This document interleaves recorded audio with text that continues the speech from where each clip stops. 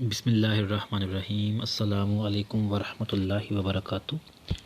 जी dear students, आज हम लोग 10th physics chapter number 12 geometrical optics के कुछ मज़ीद MCQ सॉल्व करते हैं जो कि डिफरेंट पेपर्स में आए हुए हैं। फैसलाबाद बोर्ड में भी, लाहौर, सरगोदा, DG खान, साहिवाल, गुजरांवाला, बहादुरपुर बोर्ड, तकरीबन सारे बोर्ड में आए हुए हैं ये MCQs। पहला MCQ है कि MCQ number 18, the radius of curvature of a converging mirror is 20 centimetre. R हमारे पास 20 सेंटीमीटर है।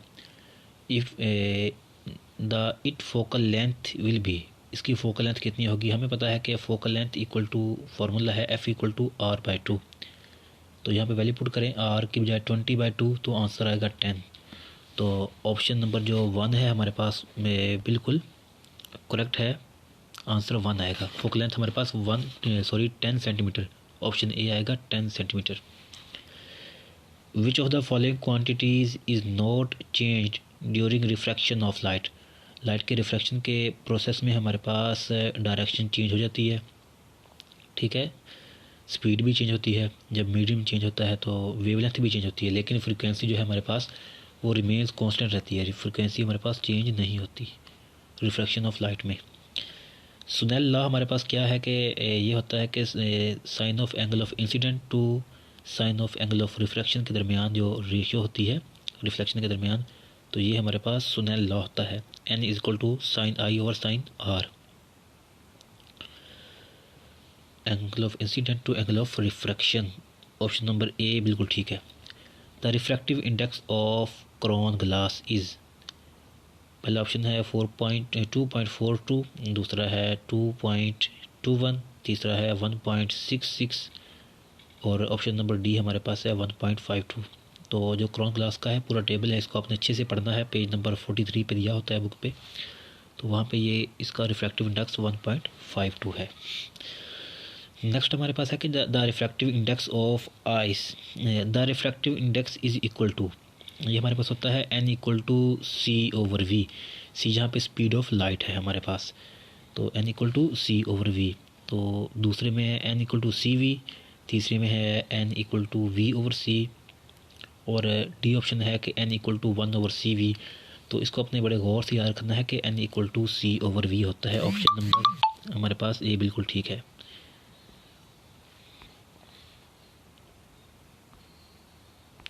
ऑप्शन नंबर ए हमारे पास बिल्कुल ठीक है।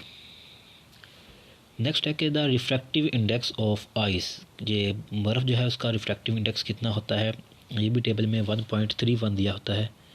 ये देखिए कितने बोर्ड के पेपर में आया हुआ है, इस तरह के MCQ बार बार आते हैं। उसके बाद हमारे पास MCQ नंबर 24 है, the refractive index of water. Water का हमारे पास 1.33 पॉइंट के बाद हमेशा से अकेला अकेला पढ़ते हैं, 1.33 है।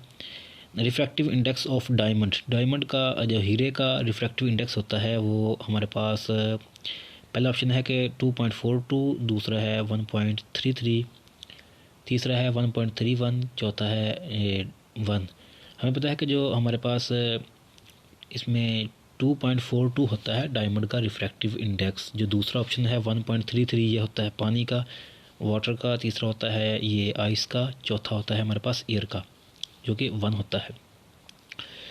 The index of refraction depend on, हमें पता है कि इसी फार्मूले MCQ नंबर 22 का जो आंसर है इसको देखें तो N इक्वल टू C/V। तो ये C हमारे पास स्पीड ऑफ लाइट है, ये हमारे पास ऑप्शन दिया गया है। पहला ऑप्शन है कि फोकल लेंथ पे डिपेंड नहीं कर रहा, C/V पे डिपेंड करता है हमारे पास।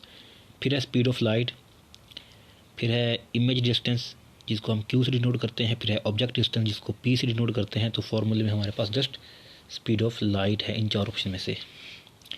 The speed of light in water, पानी में जो स्पीड ऑफ लाइट होती है वो हमारे पास जो है 2.3 मल्टीप्लाई 10⁸ मीटर पर सेकंड होती है। ये हमारे पास पहला ऑप्शन बिल्कुल इसका आंसर ठीक है।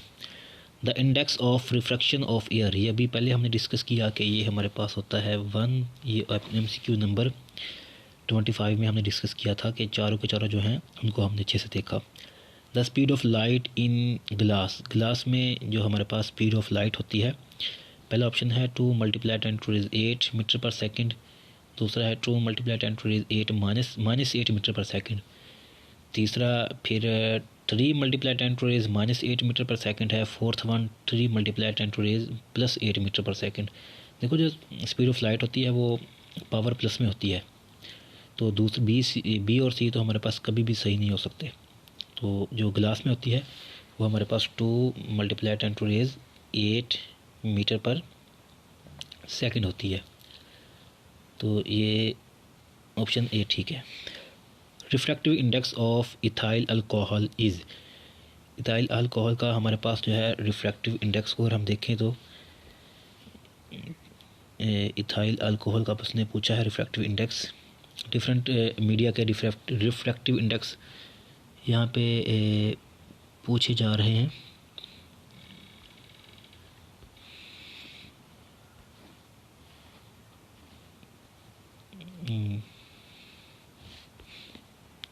इथाइल MCQ नंबर हमारे पास है 30 में इथाइल अल्कोहल का 1.33 होता है।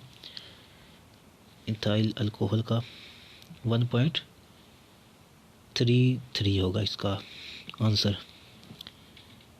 1.36 इथाइल अल्कोहल का। तो ऑप्शन नंबर डी हमारे पास बिल्कुल ठीक है, ऑप्शन डी जो है। उसके बाद नेक्स्ट MCQ हमारे पास है कि speed of light in air, जो हवा में स्पीड ऑफ लाइट होती है हमारे पास होती है, इसमें ऑप्शन पहला है 2 multiply 10 to raise 8 metre per second. दूसरा MCQ हमारे पास है कि 3 multiply 10 to raise 8 metre per second. अगला है 2.3 multiply 10 to raise 8 metre per second. 4 है 4 multiply 10 to raise 8 metre per second. तो हमारे पास जो एयर में होती है 3 multiply 10 to raise 8 metre per second हुआ करती है, जो कि ऑप्शन नंबर बी हमारे पास बिल्कुल ठीक है। ऑप्शन नंबर बी में देखें तो ये जो आंसर दिया गया है बिल्कुल ठीक है हमारे पास।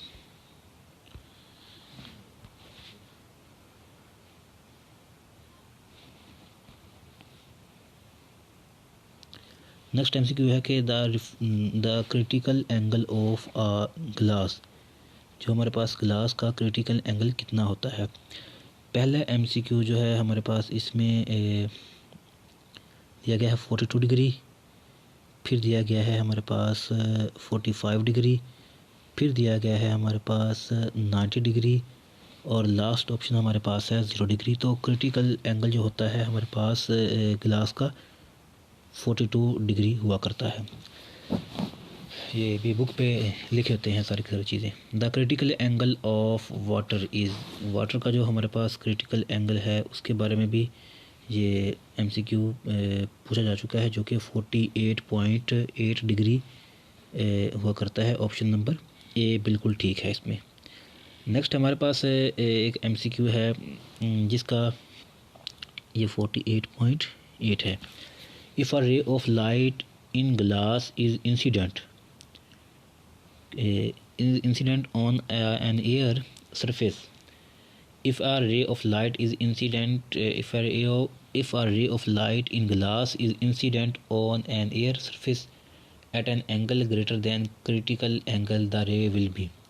पहला हमारे पास जो ऑप्शन है कि द रे विल बी रिफ्लेक्ट ओनली। दूसरा हमारे पास जो ऑप्शन है कि रिफ्लेक्ट ओनली के टकरा के वापस आएगी। तीसरा है कि partially reflected and partially refracted. चौथा ऑप्शन है कि डायफ्रैक्ट ओनली। तो हमारे पास जब लाइट जो है ग्लास से हवा में जाती है तो हमारे पास वो रिफ्लेक्ट नहीं कर, वो हमारे पास जस्ट रिफ्लेक्ट करती है और बाकी जो फिनोमेनन है उनको परफॉर्म नहीं कर रही होती, जस्ट वो रिफ्लेक्ट करती है, जस्ट वो ऑप्शन नंबर ए है कि रिफ्लेक्ट ओनली। फिर अगला MCQ है 35 नंबर जो MCQ है कि the ray reflected at an angle of an totally internal reflection prism तो वहाँ से एंगल कितना होता है, ये 35 डिग्री 45 डिग्री पे हुआ करता है। तो ऑप्शन ए हमारे पास बिल्कुल ठीक है। उसके बाद नेक्स्ट हमारे पास MCQ है कि optical fibre work on the principle of reflection of light, total internal reflection, refraction और डायफ्रैक्शन। तो 36 में हमारे पास है, ये बड़ा इंपॉर्टेंट MCQ है, मशहूर MCQ है कि ये टोटल इंटरनल रिफ्लेक्शन पे ये काम करता है। The endoscope which is use to examine throat is called, कि एंडोस्कोप जिससे हम अपने जो गले का मायना करते हैं उसको क्या बोलते हैं, गैस्ट्रोस्कोप, सिस्टोस्कोप, ब्रोंचोस्कोप और नन ऑफ दी। तो ब्रोंचोस्कोप जो होता है हमारे पास, ये बिल्कुल ऑप्शन ठीक है। नेक्स्ट MCQ 38 हमारे पास है कि the instrument use to stomach का मुआयना करने के लिए कौन सी हमारे पास इंस्ट्रूमेंट यूज़ होता है, ये गैस्ट्रोस्कोप हमारे पास इसमें यूज़ होता है। ऑप्शन नंबर बी, गैस्ट्रोस्कोप जो है ये स्टोमक के लिए होता है और थ्रोट के लिए ब्रोंचोस्कोप होता है। द मैग्नीफाइंग पावर, अब मैग्नीफाइंग पावर की बात आ गई है कि सिंपल माइक्रोस्कोप की हमारे पास होती है 1+D/E, D/F, एक माइनस में ऑप्शन है, एक प्लस में है। तो ऑप्शन नंबर डी हमारे पास बिल्कुल इसका करेक्ट है। नेक्स्ट MCQ है कि the mathematical equation for magnifying power of compound microscope. ये हमने अच्छे से याद कर लेने हैं कि सिंपल माइक्रोस्कोप के लिए, कंपाउंड माइक्रोस्कोप के लिए कौन सा इसका रिलेशन होता है। ये होता है कि ऑप्शन नंबर जो डी है हमारे पास, ये बिल्कुल हमारे पास करेक्ट नहीं है। यहाँ पे 1+D/Fe होता है आईपीस की जो फोकल लेंथ होती है। तो ऑप्शन नंबर ए हमारे पास बिल्कुल ठीक होगा।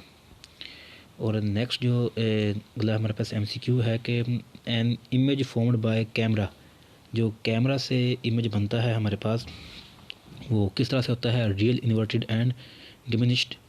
और उसके बाद ऑप्शन बी है कि virtual erect and diminished, virtual erect and magnified, real, inverted and magnified. Magnified तो नहीं होता, वो डिमिनिश्ड होता है। तो वो रियल होता है, इन्वर्टेड और डिमिनिश्ड होता है। MCQ का जो ऑप्शन नंबर ए है वो बिल्कुल यहाँ पे ठीक है। नेक्स्ट है कि change in the focal length of the eyepiece lens is called, change in focal length, ठीक है। आईपीस लेंस की फोकल लेंथ में जो चेंज है उसको क्या बोलते हैं, modification, induction, accommodation, distinct vision. तो ये होता है अकोमोडेशन।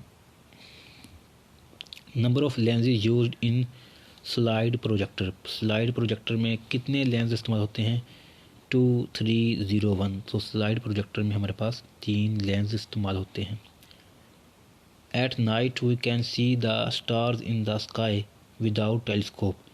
वो कहता है कि टेलीस्कोप के बगैर हम रात को जो स्टार्स देखते हैं आसमान पे वो कितने हम देख सकते हैं। यहाँ पे ऑप्शन नंबर जो डी है वो बिल्कुल यहाँ पे ठीक है। ये सरगोदा बोर्ड में एक दफ़ा MCQ आया हुआ है। नेक्स्ट MCQ हमारे पास है कि the object placed at a distance 30 centimetre from a concave lens, its image forms at 10 centimetre from the lens, the magnifying power of lens. तो यहाँ पे डिस्टेंस, ऑब्जेक्ट डिस्टेंस जो है 30 सेंटीमीटर है, इमेज की डिस्टेंस 10 सेंटीमीटर है। तो हमने यहाँ पे जो मैग्नीफिकेशन इसमें से फाइंड करनी है, तो इसके फार्मूला लगा के तो इसका जो ऑप्शन आंसर आएगा वो ये हमारे पास होता है, फार्मूला होता है कि M = Q/P। Q हमारे पास 10 है और P है जो ऑब्जेक्ट डिस्टेंस है 30 centimetre. 10 centimetre bye 30 centimetre option आएगा और 0 से 0 कट के तो 1/3 आएगा। तो ऑप्शन नंबर ए हमारे पास यहाँ पे बिल्कुल ठीक हो जाएगा। To correct the defect of vision far sightedness which type of lens is used. Far sightedness के लिए हमारे पास कन्वर्जिंग है पहला ऑप्शन, फिर डाइवर्जिंग है, दोनों तो यूज़ नहीं हो सकते। फार साइटेडनेस के लिए कन्वर्जिंग लेंस होता है और नियर साइटेडनेस के लिए डाइवर्जिंग लेंस यूज़ होता है।